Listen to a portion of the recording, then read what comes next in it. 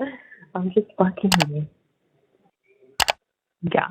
I mean, you felt me. I was like soaking through my clothes. In this male prison in Texas, rumors began swirling about an inappropriate relationship between a male inmate and a female correctional officer named Charlene O'Banion. Prisoners whispered about the officer and Jacob Parker, the inmate in question. The rumors eventually reached the ears of higher authorities, prompting an official investigation. The case caught attention because of the sheer brazenness of it. Charlene allegedly used her knowledge of patrol schedules and camera blind spots to engage in physical contact with Parker, all while evading detection. Detectives wasted no time in initiating their inquiry. When Charlene was called in for questioning, the tone was clear. This wasn't a friendly chat. Be right back. Do you need water or anything? No, I think I'm good. Okay. Just hang tight. Well, hey, how are you? Good. How are you doing? You need water or anything? No, I'm good. So my name's Tom Lambert. I'm a detective here with Montgomery County Sheriff's Office. Okay. Partner detective. How are you doing? Okay. So I'll kind of like give you a brief rundown of why we're here, and then we'll I need to get like just some name and information from you, and then we'll go into a little more detail. Okay. Just a second. She was informed of the nature of the investigation, told it could lead to criminal charges or internal repercussions, and reminded of her right to leave at any point during the voluntary interview. Despite this, Charlene decided to stay and present her side of the story. What is it could just be internal. But I tell you that to tell you that this is a voluntary interview. If you don't want to talk to us, you're welcome to walk out at any time. Okay. Having said that, let me see. We were notified of a possible improper relationship between you and Jacob Parker. The interview progressed. Charlene faced direct questions about her interactions with Jacob Parker. She denied wrongdoing, portraying herself as a professional who had maintained boundaries. But her nervous demeanor raised eyebrows, and the detectives hinted they had evidence-recorded phone calls and other leads that might contradict her statement. Being investigated could be a criminal investigation, and it could just be internal. But I tell you that to tell you that this is a voluntary interview. If you don't want to talk to us, you're welcome to walk out at any time. Okay. Having said that, let me see. Well, I had a feeling this was coming. So there was an inmate named Coker, Justin Coker, Okay. and he got out of here for I don't know what period of time, and he tried to contact me on Facebook, and he sent me a message, and I blocked him on Facebook, and I guess one time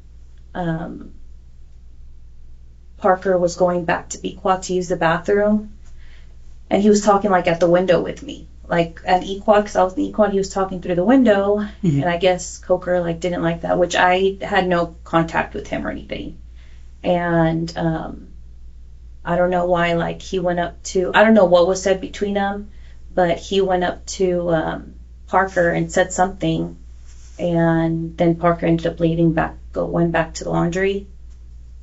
And Parker had told me that he had gone up to him and was like, don't to him or anything. When questioned further, Charlene revealed details about another inmate, Justin Coker. She stated that Coker had previously contacted her on Facebook, but she had blocked him to avoid any complications. But she speculated that Coker might have been spreading rumors after seeing Parker talking to her through a window. Charlene insisted she had brushed off the incident and thought nothing of it at the time. The detectives weren't convinced. They pressed Charlene on why she had anticipated being questioned about such allegations. Her vague responses only deepened their suspicions. According to Charlene, their connection had been fleeting, a few friendly meetups, but nothing serious. So, I'm just not trying to be rude here. I'm just, why would you expect this conversation to come up from that? Like now, if that happened a few months ago, I'm just trying to get where you're getting at there. You said you were kind of expecting something like this. I don't know why, like, this, I'm wondering if, like, Coker maybe said something, like, to get him in trouble or me in trouble. Like, I don't know if that's the only thing I think that's, like, related that has anything to do with Parker. As the questioning became more focused, Charlene was asked directly about her physical relationship with Parker. She admitted to one encounter several years ago, but insisted it had no bearing on their current dynamic. Charlene emphasized that their interactions in the prison were not romantic or inappropriate. She described Parker as someone she occasionally talked to, but denied any deeper connection. The detectives weren't satisfied. They hinted at specific evidence suggesting otherwise, including recorded conversations. Charlene was quick to deny any sexual discussions, claiming their chats were lighthearted and filled with jokes rather than anything incriminating. I mean, he's really close to his mom, so he probably just got it from his mom, and then he told me to upload a sideline number, and then I uploaded a sideline number. Okay. How did he get the sideline number? Did you give it to him, or did he, like, how did you come up with that number? On the app, you just select a number, and then, yeah, I gave it to him. We'll be back in just a minute. Detectives then turned to the present. Charlene was questioned about jail calls, photographs, and alleged secret meetings. She admitted to providing Parker with a photo of his mother, explaining it was a harmless gesture. However, she firmly denied giving him any pictures of herself, knowing such actions could easily come to light during routine checks. When asked how Parker still had her phone number, Charlene explained he must have kept it from years ago. She also revealed she had recently provided him with a new number through an app, brushing it off as a practical solution. Between y'all. Yeah. You see where I'm coming from, kind of how it would seem from my point of view. Yeah. I mean, yeah, I hesitated a little bit, but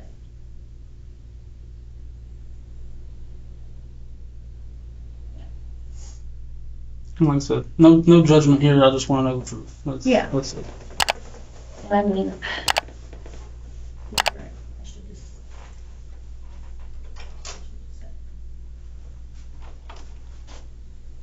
So before we go into all this, do you want to just I mean, tell me the truth?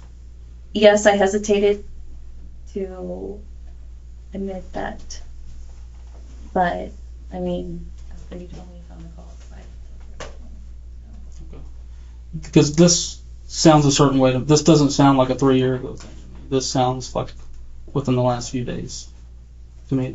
Charlene's first encounter with the inmate seemed insignificant at first. They exchanged glances a few times in the hallway, nothing out of the ordinary for her job, but over time, casual observations turned into brief conversations. The inmate, who was serving a sentence for minor theft, often complimented Charlene in subtle ways, which she initially— Hey, baby.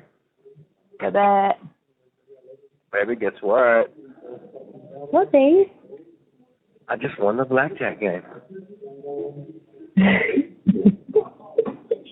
Yay. I just won $30.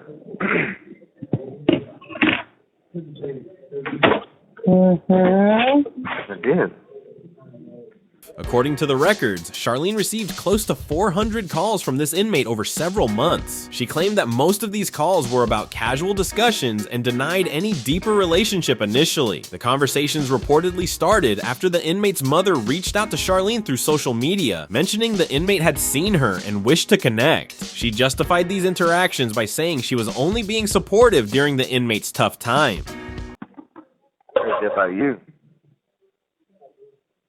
Yeah? Mm-hmm. So fast. Did you just call me a stupid? Oh, that's what you sounded like a while ago. No, I didn't say Yeah, you did. I mean, maybe just a little, but I didn't sound that. You exaggerated. That's so bad. Hey, Yeah, it's bad. It's not that bad, but yeah. oh, I'm on your ass. I need to clean that fridge out. I got a lot of stuff to clean and get rid of before you come home. I'm just kidding.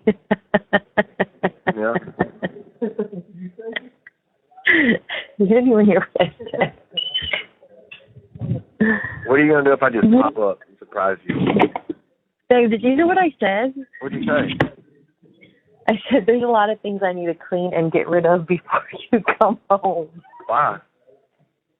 I'm just fucking with you. I was trying to make you think I have all these secret things. Yeah, I bet you do.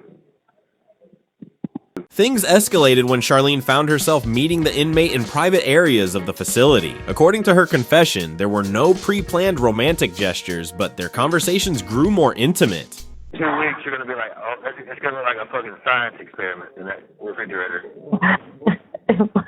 It looks like that right now. I'm not gonna lie. Hey, Yeah, it's bad. It's not that bad, but yeah. oh, I'm on your ass. I need to clean that fridge out. I got a lot of stuff to clean and get rid of before you come home. I'm just kidding. Yeah. You hit me when you're What are you gonna do if I just pop up and surprise you? Dave, did you hear what I said? What'd you say? These meetings reportedly happened over 5 to 10 times. Charlene admitted she didn't want anything serious, claiming her 7-year relationship had recently ended, yet the growing frequency of their talks hinted at something more. When questioned, Charlene said these moments were impulsive and not orchestrated. They often met in places like the facility's less monitored corridors, where Charlene claimed she felt safe. She admitted to sharing personal details about her life, which might have blurred professional boundaries. I've given a blowjob before, and that's what he was referring to. And it was not in the jail? No. So do you think this dude's really gonna cover for you? Like if I bring him in here and we start playing this and all that, you really think this dude's... Yeah. He's gonna tell you what I told you. Okay. I need you to tell me this when y'all met and all this stuff, like, tell me that how all that happened with as much detail as you can tell me, like everything that you can remember.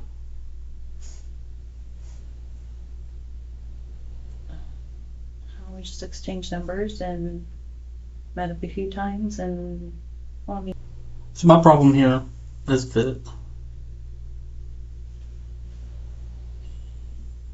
you talk about how profound this was, like this giving him this blowjob was, but you like don't remember anything about it. It's like you're just telling me something, but you're having trouble coming up with details about it. You know what I mean? Like, The breaking point came when Charlene admitted to inappropriate sexual activity with the inmate. She described the event as spontaneous, claiming it was unplanned and occurred in an unmonitored hallway. There were no witnesses, and Charlene hesitated to recall exact details when questioned. She confessed to feeling trapped in the moment, but still went through with the act. Her admission was enough for authorities to investigate further.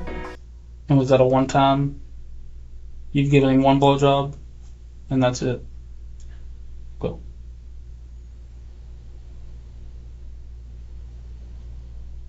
How long had y'all been talking on the phone? yes. Once we get up and walk out and we're done, we're done. Yeah. And honesty is the only thing that's going to help you with us. Mm-hmm. So my advice to you right now is to be honest with us. Have y'all had any inappropriate contact, whether it's groping, blowjobs, vaginal, anal sex, anything, hand jobs? Yes, I am being vulgar to get a point across. Yeah, no, it's not. None of that. Then what is it?